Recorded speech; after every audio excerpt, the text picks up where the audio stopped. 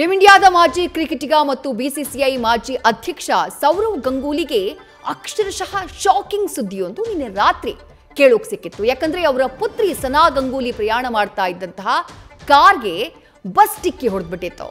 ಅದೃಷ್ಟವಶಾತ್ ಶಾಕಿಂಗ್ ಸುದ್ದಿ ಹೆಚ್ಚು ಶಾಕ್ ಕೊಡ್ಲಿಲ್ಲ, ಯಾಕಂದ್ರೆ ಹೆಚ್ಚೇನೂ ಅಪಾಯ ಆಗಿರ್ಲಿಲ್ಲ.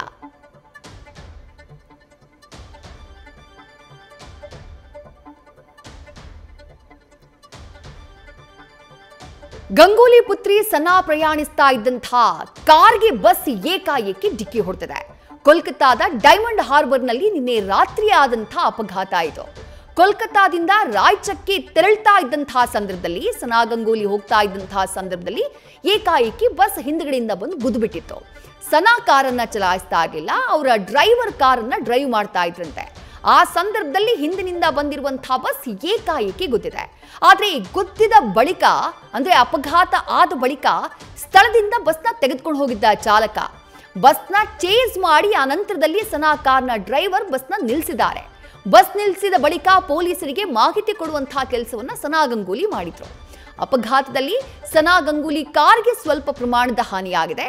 ಸನಾ ಗಂಗೂಲಿ ಅವರಿಗೆ ಯಾವುದೇ ರೀತಿಯಾದಂತಹ ಗಾಯ ಆಗಿಲ್ಲ ಅನ್ನುವಂತಹ ಮಾಹಿತಿ ಸಿಗ್ತಾ ಇದೆ. ಇನ್ನು ಅಪಘಾತದ ಬಗ್ಗೆ ಸನಾ ಗಂಗೂಲಿ ಇದುವರೆಗೂ ಯಾವುದೇ ಕೇಸನ್ನ ದಾಖಲು ಮಾಡಿಲ್ಲ ಅಂತ ಹೇಳಿ ಅಲ್ಲಿನ ಪೊಲೀಸರು ಮಾಹಿತಿ ನೀಡಿದ್ದಾರೆ.